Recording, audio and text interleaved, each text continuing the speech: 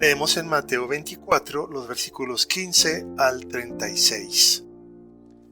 Por tanto, cuando veáis en el lugar santo la abominación desoladora de que habló el profeta Daniel, el que lea entienda, entonces los que estén en Judea huyan a los montes. El que esté en la azotea no descienda para tomar algo de su casa. Y el que esté en el campo no vuelva atrás para tomar su capa. Mas ay de las que estén encintas y de las que críen en aquellos días. Orad pues que vuestra huida no sea en invierno ni en día de reposo. Porque habrá entonces gran tribulación, cual no la ha habido desde el principio del mundo hasta ahora, ni la habrá. Y si aquellos días no fuesen acortados, nadie sería salvo, mas por causa de los escogidos, aquellos días serán acortados. Entonces, si a alguno os dijere, mirad, aquí está el Cristo, o mirad, ahí está, no lo creéis, pues que se levantarán falsos cristos y falsos profetas, y harán grandes señales y prodigios, de tal manera que engañarán, si fuere posible, aun a los escogidos. Ya os lo he dicho antes, así que si os dijeren, mirad, está en el desierto, no salgáis, o mirad, está en los aposentos, no lo creáis. Porque como el relámpago que sale del oriente y se muestra hasta el occidente, así será también la venida del Hijo del Hombre. Porque donde quiera que estuviere el cuerpo muerto, ahí se juntarán las águilas. E inmediatamente después de la tribulación de aquellos días, el sol se oscurecerá, y la luna no dará su resplandor, y las estrellas caerán del cielo, y las potencias de los cielos serán conmovidas. Entonces aparecerá la señal del Hijo del Hombre en el cielo, y entonces lamentarán todas las tribus de la tierra, y verán al Hijo del Hombre viniendo sobre las nubes del cielo, con poder y gran gloria. Y enviará a sus ángeles con gran voz de trompeta, y juntarán a sus escogidos de los cuatro vientos, desde un extremo del cielo hasta el otro. De la higuera aprended la parábola. Cuando ya su rama está tierna y brotan las hojas, sabéis que el verano está cerca. Así también vosotros, cuando veáis todas esas cosas, conoced que está cerca, a las puertas. De cierto os digo, que no pasará esta generación hasta que todo esto acontezca. El cielo y la tierra pasarán, pero mis palabras no pasarán. Pero del día y la hora nadie sabe, ni aun los ángeles de los cielos, sino solamente mi Padre. La abominación desoladora es una terrible profanación del templo, anunciada por el profeta Daniel. Eso sitúa entonces la acción en Jerusalén en un templo reconstruido. El templo fue profanado en varias ocasiones, por los babilonios, los griegos y los romanos.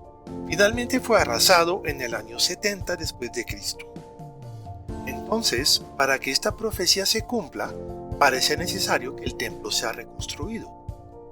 De hecho, hace tiempo que se hubiera intentado reconstruirlo, de no ser porque en el lugar exacto donde debería estar, está ubicada una mezquita, la tercera más venerada por los musulmanes, y que si esta mezquita es destruida, el Estado de Israel tendrá que enfrentar la peor guerra de su historia moderna. No dice Jesús cómo será reconstruido ese templo, solamente dice que ahí estará en el tiempo final, y que será profanado, probablemente por la edificación de una estatua idolátrica, y que eso será la señal de una terrible tribulación. Lo que él dice sobre esta tribulación no es mucho. Dice que tiene que ver principalmente con Judea. Dice que será especialmente terrible para las mujeres embarazadas o las que tengan niños pequeños, porque les será mucho más difícil huir. También dice que será más terrible si pasa el día de reposo, ya que los judíos cumplidores de la ley tienen prohibido caminar poquito más de 1 kilómetro en los días de reposo. También será terrible si pasa en invierno, cuando el clima hace más difícil subsistir en un campamento. Porque el único consejo que da es huir de Jerusalén y sus alrededores. Esta profecía tuvo un primer cumplimiento en el año 70, en la terrible guerra entre los patriotas judíos y el ejército romano. Pero el texto parece señalar otro cumplimiento aún por venir. En mitad de estos tiempos de gran angustia, muchos se van a proclamar como Mesías. Ellos tendrán poderes sobrenaturales para hacer milagros y prodigios, pero los harán por el poder del diablo.